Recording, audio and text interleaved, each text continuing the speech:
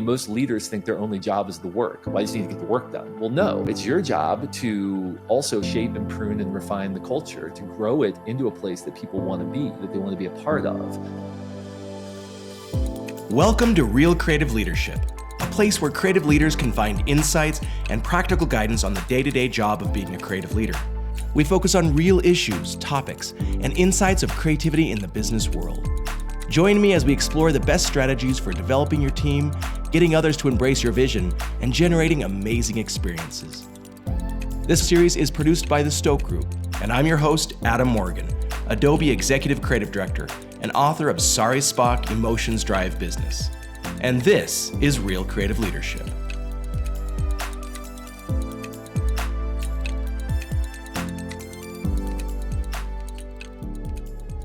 Welcome back to Real Creative Leadership. We are so excited to have you here, and I have a little special intro here for our guest today. Because on the show, I've talked a lot about how there are, so many websites out there in this world and experts that'll help you get better at the craft, better at writing, better at design, better at videography, and how there is just so little out there in this world that is good quality content on creative leadership.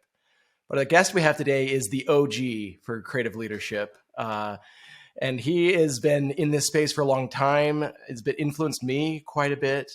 And I just really appreciate all the content and good advice and wisdom that he's shared over the years. So I would like to introduce Todd Henry, who is an author, speaker, and all-around expert on creative leadership. So Todd, welcome to the show. Adam, it is so great to be here. That is officially the first time I've ever been called the OG of anything. So I'm really grateful for that. Get ready for it. That means I'm getting old. That's what that means. Yeah, well, I don't know. There's not that much out there, really, when you compare all the stuff on the craft.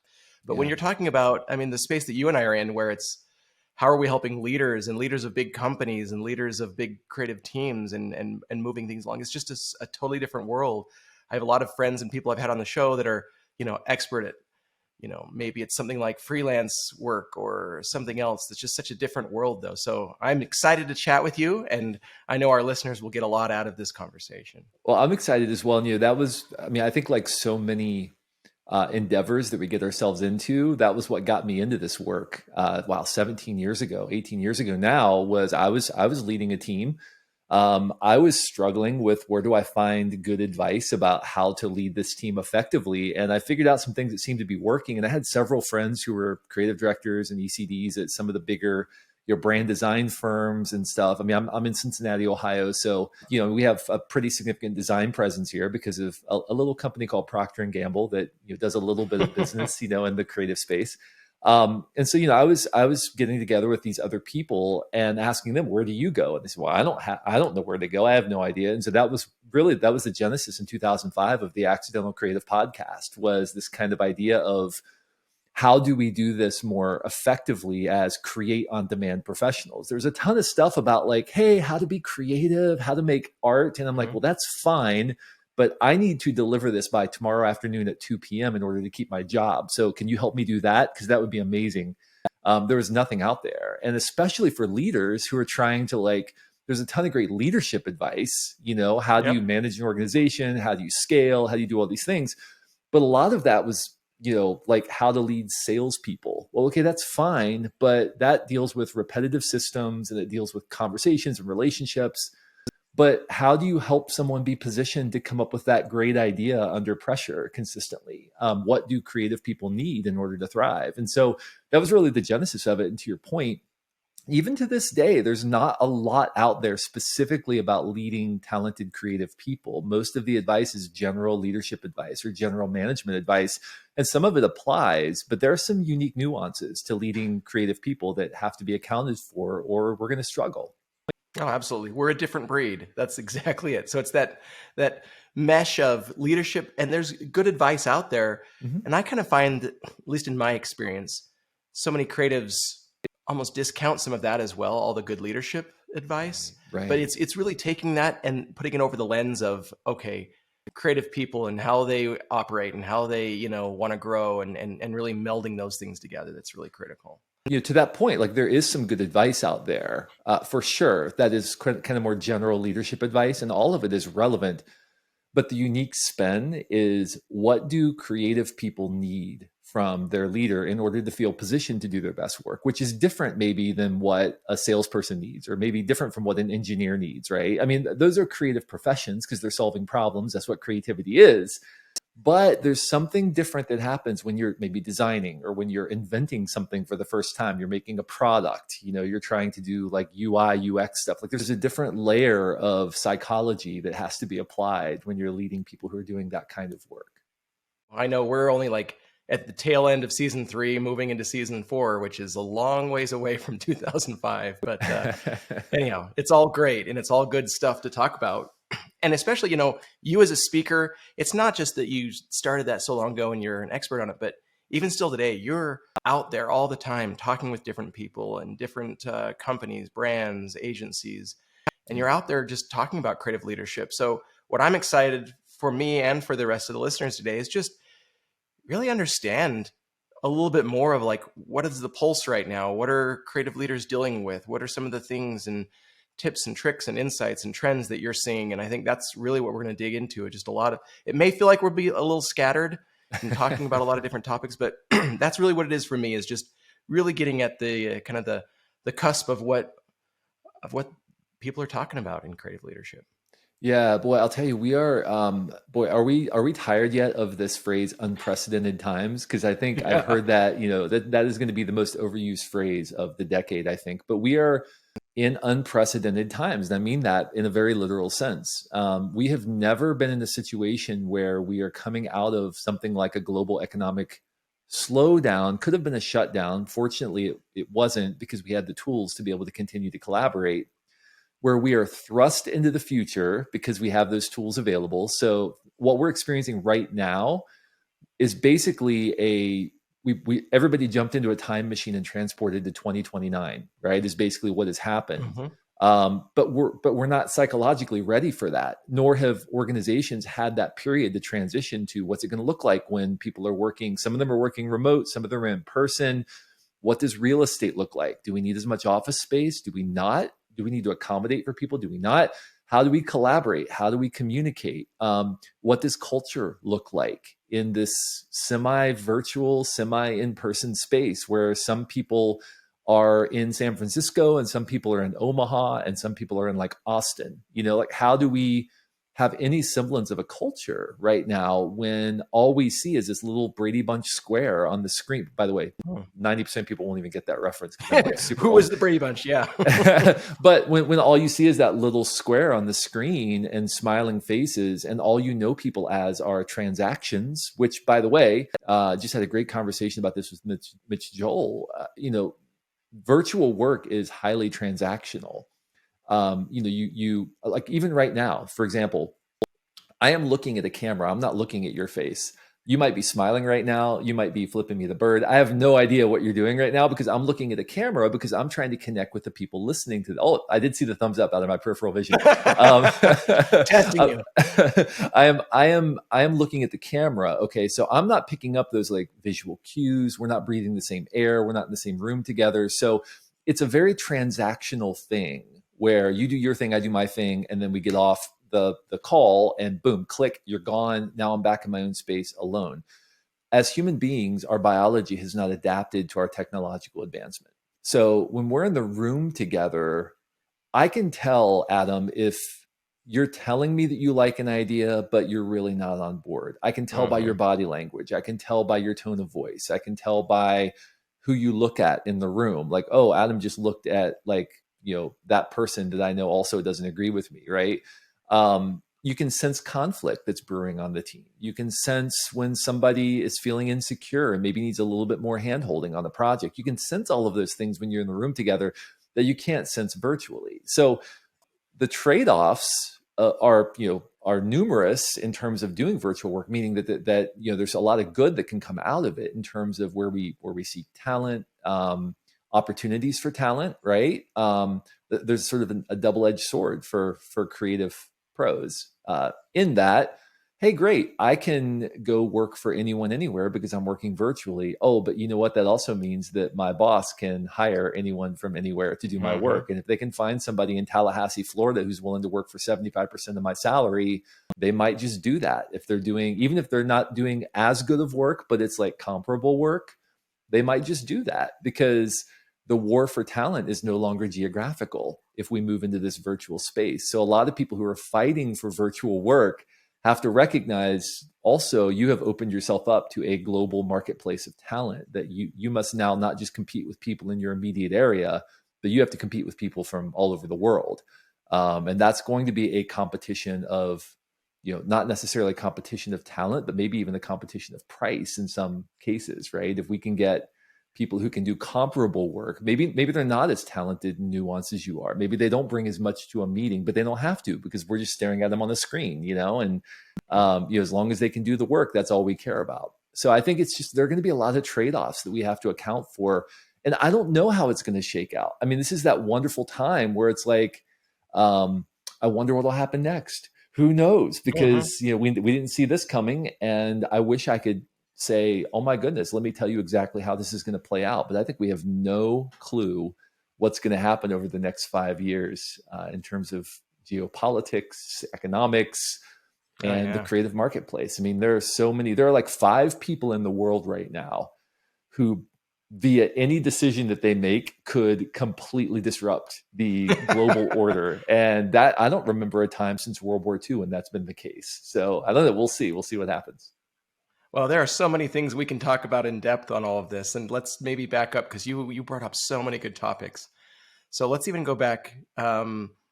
First of all, when we were talking earlier, we were talking about how this is just such a big, leap where we moved 10 years forward. But I'd love to hear what you said earlier when we were talking about how, like, if this had happened 10 years ago, then what? I think Oh that's a my goodness. fascinating Yeah, story. I listen. The global pandemic was awful. It was terrible. Tons of loss of life. I know economic livelihoods were threatened as well in so many places, and it was just terrible. And I have thought many times over the last couple of years what a gift it is that this happened when it did. Had this happened in 2010, we would be in the midst of the biggest global economic depression in 100 years because everything would have shut down. Like, what are we going to do? Are we going to collaborate over Skype? Like, that's what we had, 10 years ago. Literally, it was Skype. It was like, let Hmm. me chat you my presentation, right? Um, Even the tools that we have for collaborating and interacting, or collaborative design tools that teams can use. I mean, those things did not exist 10 years ago. And so the entire creative services industry would have just evaporated, overnight. We would have so many people out of business right now. I'm in largely in the, I mean, I'm not in the events industry, but I do a ton of events, meaning Hmm. that I'm speaking. I mean, I just got back from a trip. I'm going on a trip, in a couple of days, all over the world. I'm going all over the world speaking at events. I mean, talk about an industry that was completely disrupted. But you know what? I was able to jump on virtual events and present to organizations and teams and at conferences and do a TV studio quality presentation to them live and in person, but virtually. I could not have done that 10 years ago. What am I going to do? Like, talk on Skype and have like my slides on the screen while you hear my voice? I mean, that's a terrible experience. But again, so even though there's so much bad that came out of the pandemic, I think one of the good things that we realized is like we're a lot more resilient now than we were maybe 10 years ago. And that's a huge gift to understand that because, I think that that's going to change the way that we think about things like how we prepare ourselves for the inevitable. Pandemic was an inevitability. We just didn't know when it was going to happen. We knew at some point it was Exactly. going to happen again. Now it's kind of all on our radar. There are other things that could happen that could force us to go virtual. The beautiful thing is we know we can do it now if we have to, which is great. And the tools are just getting better. So I think it was a huge gift. The timing of it was a huge gift because it's kind of like we just came out of a car crash, right? And we're all like, do I have my limbs? Am I I'm like, okay. You am I okay? breathing? Are you okay? I think we're all right. I mean, for the most part, I mean, there's a lot of terrible things came out of it. But the good part is I think we kind of survived, which is a miracle in and of itself. Yeah, but you're right. I mean, I think that paints a hopeful picture of how Mm. technology and just the timing has kind of saved us. But it doesn't mean it's not hard. I mean, if you really think about creatives, we love being in the creative cave. Like that's where we're productive. And I think to a certain extent, this new setup is like so perfect for many of them because it's like, oh, I can just sit back and really zone out and get in flow state and really create and focus on the right stuff. But that doesn't mean that it's all, roses. Like certainly the next thing I'd like to dig into is, all right, so now that we're separated and we're looking in these little, squares on a screen, what are we missing? What is the challenge now that we need to overcome? And you'd mentioned a little bit earlier that, there's so many people that have not even had a part of company culture. So one little tidbit that I was thinking about when you said that is at Adobe, where I am at, since the pandemic started, I think it's something like 45% of the employees that have joined us since the pandemic started, meaning they Wow. have never experienced company culture, right? Half the team, half the people of 25,000 people have not experienced anything in a building or, what it was like before. So that's a challenge. I mean, that's totally different. And I'd love to dig in a little bit more. You were talking, before about kind of these two different things that we need to have, stability and challenge. Like Mm. let's dig into a little bit more of like, okay, now we're in this new reality, which lame, sorry I said that, but in this situation It's that we're true. in, um, yeah, how are we going to help all these people who have no culture and have no understanding of what it should be like? How do we build that? Maybe let's talk about culture first, and then we can get into the stability and challenge.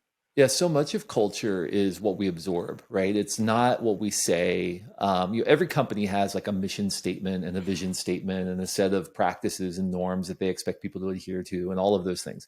And those things are valuable and they're important and they set the rails for us, right? They set some of the rails of that stability that we need. But most of the culture of an organization is absorbed through practical lived experience. It's not what we say, it's what we do. And when we're not around each other very often, um, we don't absorb that culture in the same way. And so you talk about that 45% at Adobe who has joined since the pandemic began and only know Adobe as a virtual company, maybe Mm-hmm. largely. What is their lived experience of what it's like to work in and at Adobe and around people at Adobe? I think that's yet to be determined. I think, if and when, and I don't know what your plans are, but if and when Adobe says, okay, everybody, we're back at the office, right?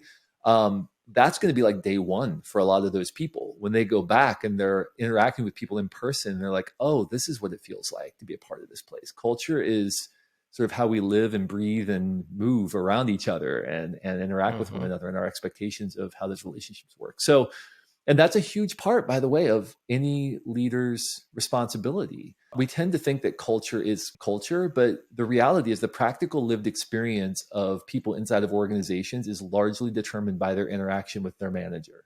It is. I mean, their experience of you is more important than their experience of the macro organization because that is their practical, Sure. everyday lived experience.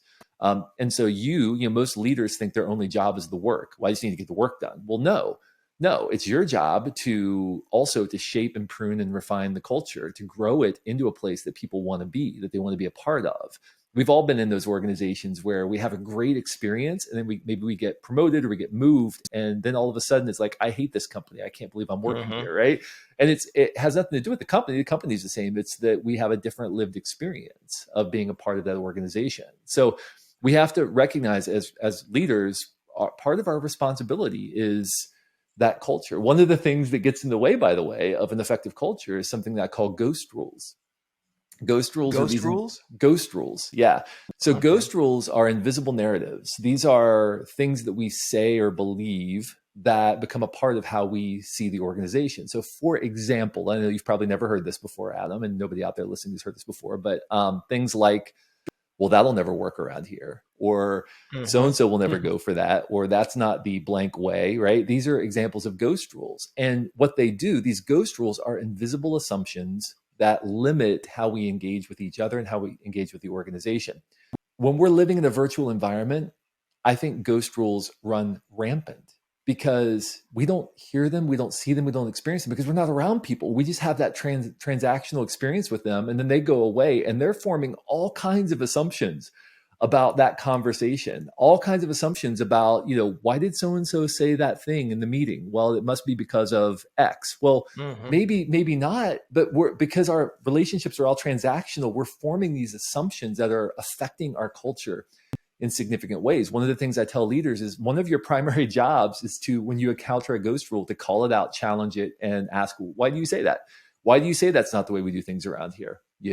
But if that's their only practical lived experience because of living in COVID, there are people who have understandings about what it's like to work at your organization because they've never worked in person that will be completely blown out of the water when they actually get back to being in person, right? Because they're going to have a different lived experience. So you have to think about, we talk about stability and challenge. Those are the two things in Herding Tigers that I write about that talented people need. Stability being clarity of process, clarity of expectations, predictability of process. We're not changing the process midstream. Once talented people start putting themselves into doing subjective, difficult work, they need to know that the terms of engagement aren't going to change midway through the project, that you're not suddenly going to come in and say, all right, now we're going to change the way we're doing stuff, or I'm just going to throw a couple of hurdles in your path, just to make you keep you on your feet.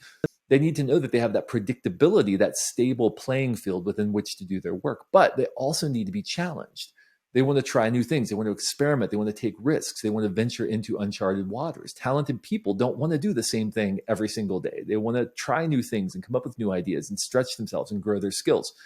Well, the challenge for us right now is so much when it's transactional, so much of the work does feel a little bit like lather, rinse, repeat, right? Either that, Mm-hmm. it's like, okay, here's what I want you to do. You get any question? Okay, great. Go do the thing. Or on the other side, it's too much challenge and not enough stability. People need more frequent interactions with you, but you're not available because you're on another Zoom call, right? With some other group, and you're just not around in the same way you would be if we were in the same workspace. So people feel too challenged, overly challenged. They don't have the stability or the infrastructure they need because they're trying to be their own IT person. They're trying to figure out what they're supposed to do. What's your intent? What's the creative direction for something? And they're trying to figure that out while they're also figuring out all the tech stuff. And they're trying to figure out some other project. So they don't have the stability that they need. So all leaders have to ask the question of each person on their team, by the way, this is an individual thing. It's not a set and forget it thing. What level of stability, meaning what level of clarity, communication, interaction does this person need? And what level of challenge do they need in order to thrive as a professional? And that's going to be different for everybody. Some people, you just wind them up and set them free and they're great. I mean, they're thriving in the virtual space because they're like, man, Mm-hmm. I mean, if I never see you again, look for my work because it's going to show up on your desk at the right time, right? Like just if I never see you again, it's fine. Just know that I care about you and all is well in my world, right? Other people need more frequent clarity, direction, hand holding, and you can't treat everyone the same. And that doesn't make them inferior, by the way. That just Mm-hmm. means in order to do their work, they need more clear direction more consistently in order to do that work. And that's fine. You just need to know that so that you can provide it for them consistently. Well, in a virtual space, you don't pick up on those cues as easily. So it's easier to just treat everybody the same because we are all the same. We're these little squares on the screen. It's not like we're in a space together. So I think it's one of the unique challenges with culture in a virtual space is it's harder to intuit what people really need from you. Well, it's interesting as we, as leaders, if we're creating this stability and challenge in each of our people, I think you also brought up the fact that it's like it's not just that, but there's also this whole issue of trust. And so there are Mm. leaders who are building trust and breaking trust all the time. And maybe tell us about what are some of the ways that leaders are blowing trust without even knowing it. Yeah. So we tend to think trust is really important, by the way, in building stability in the organizations. When we talk about stability, trust is the foundational layer. I think that trust is the currency of creative work. It is. If you don't trust your leader, you're not going to take risks for them. You're not No. going to fall. You're going to wait until you can clearly see that, okay, what they're telling you is true before you spend any of your finite time and energy doing something. So if trust isn't there, you can't do great creative work. You just can't. But leaders have a fundamental misunderstanding about trust. We tend to think about trust kind of like a bank account, right? I put a little bit in and occasionally I can make a trust withdrawal. And as long as I keep a positive trust balance, everything is okay. Mm-hmm. But that's not how trust works. Trust is not like a bank account. It's more like a water balloon. You fill it, you fill it, you fill it, you fill it. But if you puncture it even in a tiny way, you're likely to lose it in places where it really matters. All that trust is going to spill out. And most leaders are not overtly lying to their team. They're not doing big things. They're not like misleading or deceiving their team or throwing them under the bus. By the way, if you do that, you will lose the trust of your team forever. All you have to do is throw them under the bus one time, blame them for something that's your fault, and you'll lose them forever. Okay. Done. But Yeah. most of us are blowing trust in little ways. Like, for example, something I call declaring undeclarables. I can tell you a little story about how this kind of played out. Okay. So a couple of years ago, there was a bear that was spotted in Southern Ohio where I live. And it was like, I don't know, like maybe 60 miles from where we live. It was out in the middle of nowhere, like 2 counties over. But my kids were freaked out because, like the media does, the moment something like that happens, the media is all over it. And they're like, oh, there's a bear running rampant in Southern Ohio. So my kids are freaking out and they're like envisioning this bear crawling up the side of our house and like climbing in their window and eating them in their sleep or something. Yeah. And I'm like, listen, first of all, we live in close to the city, so probably not going to happen. Second of all, that bear is like 60 miles away. So I told my kids, I wanted to make them feel better in the moment. So I said, listen, kids, there is a 0% chance you're ever going to see that bear. That bear is 60 miles away. There's no chance that bear is ever going to come within like 30 miles of you, let alone like you're going to come across it. Okay. And that made them feel good. It did, they went to bed happy. 2 weeks later, I pull out of my driveway, I take a right, I go to the bottom of our street, and there's a news crew camped out at the bottom of our street. And I'm like, that's weird. So I roll down my window. I'm like, what's going on? They said, that bear we've been talking about on the news? Oh, no. And I'm like, yeah, all the blood drained down of my face, right? I'm like, yeah. And they said, well, it's across the street right now. It's in the creek. Do you want to see it? We've got some great footage. And I'm like, are you kidding me? It's a block from my house. Over the next 2 weeks, Adam, I kid you not, that bear was spotted in my neighbor's trash. It was like at every place my family goes, like bear spotted in Chipotle parking lot, looks hungry for small children, right? It was like crazy. Every single place my family went over the next 2 weeks, it was spotted. And then it went away. I don't know where it went back to Kentucky where it belongs, whatever. Okay. Anyway, do you think that dad lost a little bit of credibility over the whole bear thing? Maybe just a little bit. Yeah. Over the next 6 months, it was like, now, Dad, is that really true? Or is that kind of like the bear thing? Right. Bear truth. Yeah. I made a promise to my kids that I couldn't guarantee I was going to keep because, what are the odds, right? Chances are I'm probably right, but I didn't know for sure I was going to be able to deliver on that promise. We do this as leaders all the time. We say things like, we are absolutely going to go with your idea for this project. Oh, you know what? Actually, something came up. We're not going to go. Sorry, we're not going to go with your idea. We're going to go with a different idea. But maybe next time, sport, maybe we'll go with your idea next time. Or, oh, you know what? I'll meet with you next Tuesday at 2 p.m.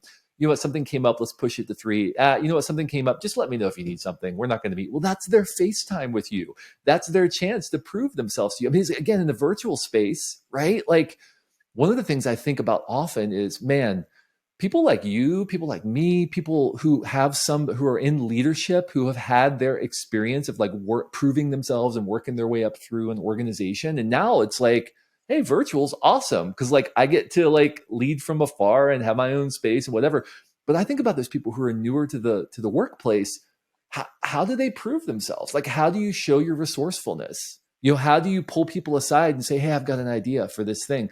It's a lot harder to do because it feels maybe so much more like there's so much more weight to every conversation because you have to say, hey, I'm going to request a meeting with you online, right? A Zoom call or something. It's formal. It's formal. It's not the same thing as like, hey, I was thinking about this thing. What if we tried? And you can't prove your resourcefulness in the same way because it's like, anyway, it's just a different thing. But here's the thing.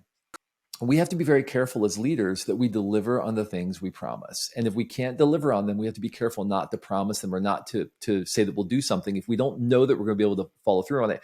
If we're not certain, we can say, hey, here's my intuition. Here's what I believe to be true. I think we can make this happen. But some things might come up and we just need to be prepared that some things might come up that could change the course.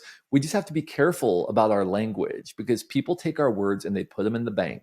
And then when those things don't happen, we violate trust. And so then next time when we need somebody to trust us, to take a risk, to do something, or it could be like we make a decision, we start moving forward with a project, but we don't secure buy-in from stakeholders at key moments.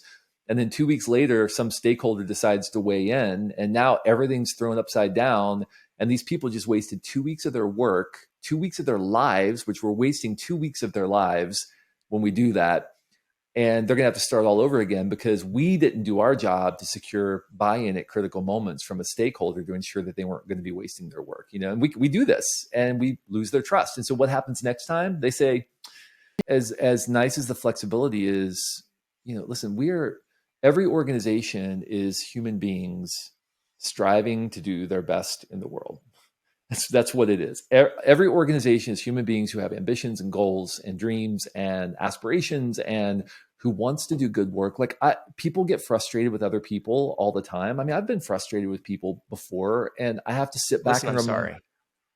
Yeah, I'm sorry, Adam. Okay, this is a good time for us to have this conversation.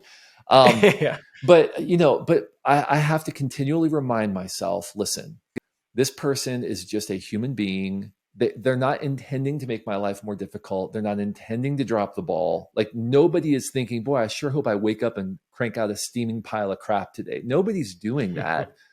But things happen and we have to deal with that. There has to be accountability, but I also have to recognize I should not ascribe ill will where incompetence is more likely to blame, right? So if they're incompetent, I can be frustrated with their incompetence and I can work through that, but I can't let that become ill will being ascribed to them, which I often do. I often think, oh, that person's making my life so difficult. Well, they're not trying to, and we have to deal with it. But, as leaders, there are two types of conversations that we have. We have coaching conversations and we have corrective conversations. Coaching conversations are, hey, let's talk about how we could do this better next time. Somebody's bringing their best effort. They're trying to do the right thing, but they're just not getting it right. And so let's talk about how we can, ask a lot of questions.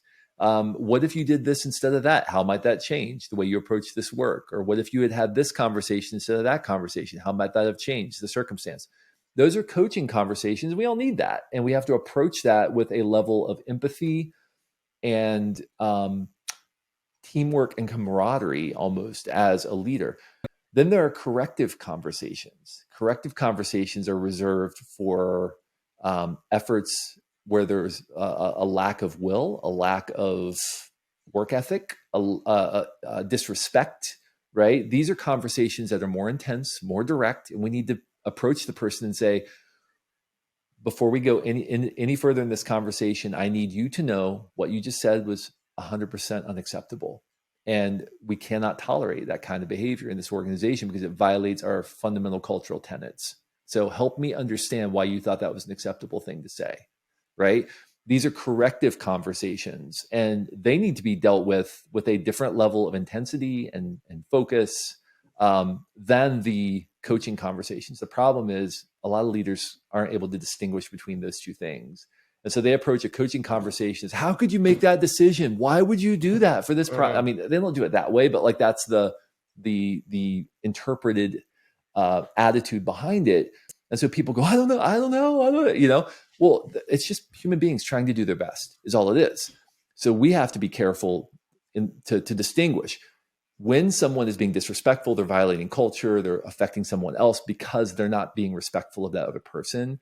That is something we have to treat extremely seriously, imminently, urgently, and we have to approach it with the appropriate level of urgency in our tone as well, and make sure that people understand it's not acceptable. So all of that to say, right, I think these are all things that we're struggling with right now in that virtual space because we don't get that nuance. We just kind of get the transaction.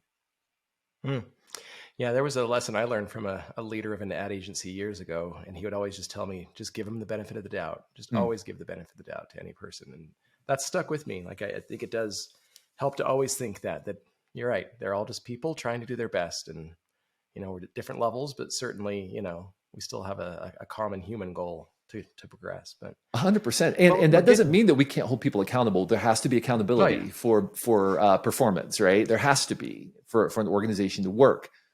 But we have to be careful to distinguish between accountability for outcomes and accountability for effort and will and attitude, right? We can reinforce the effort and the will and the attitude while still holding people accountable for outcomes. That's what we need to do if we want to help people get better. Well, that's awesome. I think this whole conversation has been such a masterclass in, all different tactics of how to help your team and yourself, honestly, through through this new hybrid world that we're living in. But before we run out of too much time, I want to go back and just make sure we talk a little bit about your new book, because this is a timely moment for your new book. It just came out. Maybe give us just a quick, brief history, everyone listening, like what the book is, what it's all about, where they can find it, and then we can dig a little bit into that before we run out of time here. So the new book's called Daily Creative. It's a daily reader for creative pros. I've spent the last almost 15 years of my life, hey, there it is, writing 5 books that are long form books that take you, hours and hours to read to get the core idea, like Herding Tigers or The Accidental But Creative worth or it, Die Empty. worth it. Let me just get a plug in Well, there. Worth sure. reading all of those hours. And awesome. but that's because they were designed to address one topic. Like Herding Tigers is about leading talented creative people. The Accidental Creative is about building structure in your life to have ideas when you need them. Die Empty was about making sure that you're doing the work that really matters in your life. So all of these books had a specific theme. And during the pandemic, I started thinking, okay, what's my next book going to be? What am I going to write about? And as I was having interactions with leaders and people in organizations, I'm sure same that you were having, I noticed that people just feel like they're drowning. Like they're trying to get the work done, but they're also trying to do it in a new way. And they're trying to be their own IT person and stuff. And I'm like, man, when people are drowning, the last thing I need to do is throw them a 300-page manual about how to swim better, And so instead I thought, what if I just took some of the best ideas from those other 5 books and I distilled them into daily actionable nuggets. And so that's what Daily Creative is. It's 366 daily essays that capture some of the best ideas from my other books and put them in an actionable format. And it's everything from how to gain better focus, how to collaborate better, how to manage your energy, to like, how do you have that leadership conversation with people on your team? So it's not stuff that's going to be brand new and earth shattering to people. It's not like people are like, oh, I never thought about that before. We all know what we need to do for the most part. We just need to be reminded of it because we forget, because we're busy. And Daily Creative is really that way of coming back to those core things day after day after day and ensuring that we're not forgetting about them, making sure that we're acting on the things that matter. Gretchen Rubin so eloquently said, what you do every day matters more than what you do once in a while. And that's the core ethic behind Daily Creative. If you spend 2 to 3 minutes every day reading and thinking about, maybe journaling about the entry for the day, it's going to position you over time to be prolific, brilliant, and healthy. So that's the core ethic of the book.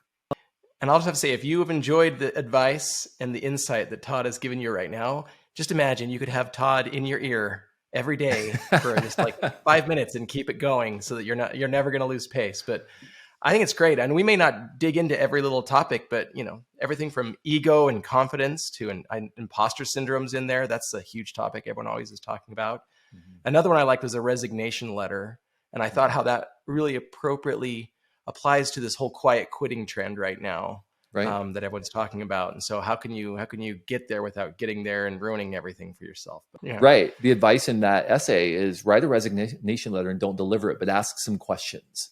Okay, so have I seen these same patterns in other organizations where I've worked? Have I felt these same things? Or how much of that strife is portable, meaning I'm bringing it with me? This isn't necessarily the organization. If you're seeing some through lines between other circumstances, maybe instead of quitting and finding the same thing in 6 months somewhere else, maybe there could be some things you could do to adapt your current circumstances before you do that. And so that was kind of the whole point of that essay, and that was written in response to this quiet quitting thing that we're experiencing, which is people who are kind of like frustrated and almost in some ways kind of like playing the victim, right? Like, I'm just going to go hide in the corner and abdicate my contribution and just keep collecting a paycheck. Well, that is a very unsatisfying way to live.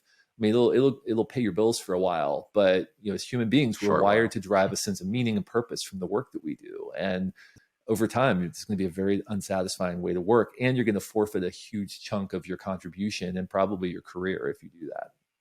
And if your goal is growth, I know, I had a conversation with my leadership team not too long ago, and this came up, and one woman said, this whole, hustle mentality is just so tired. And it made me really think about that for a while, that you're right. It's like, it's not that we're saying as to be a leader, you have to hustle in terms of like working more hours than anyone else and put in more effort than anyone else. But it's really like looking for those ways to find voice and a vision, really looking for ways where you can stand up and within the normal working hours and the regular work-life balance. But it's about not resigning yourself to the corner, like you said, but really like showing strategic thought, showing where you Right. think things should go, just giving leadership, vision, and where we can take things, I think is critical. But anyhow, Absolutely. love it. Thank you. Thank you. Those are some, if you haven't picked it up, please pick it up.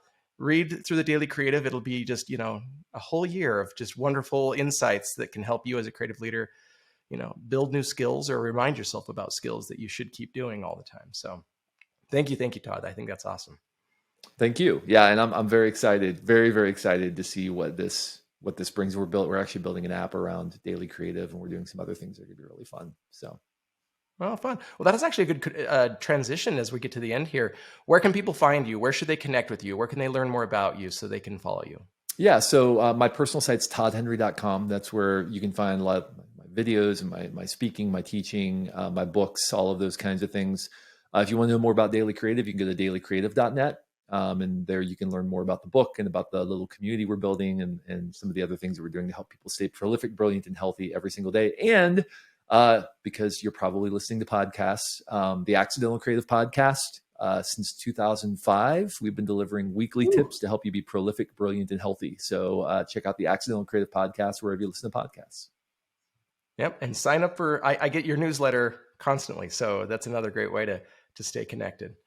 Well, thank you. We appreciate having you on the show at Real Creative Leadership. Your advice is awesome. And I hope everyone goes out and follows you and continues to help learn from your great experience. So thank you. Awesome. Thank you.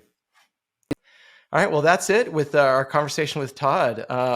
As always, you can find this at Real Creative Leadership. If you're listening on a podcast or you're here at YouTube, whatever channel you're on, you can always go to our website to get the show notes if you like.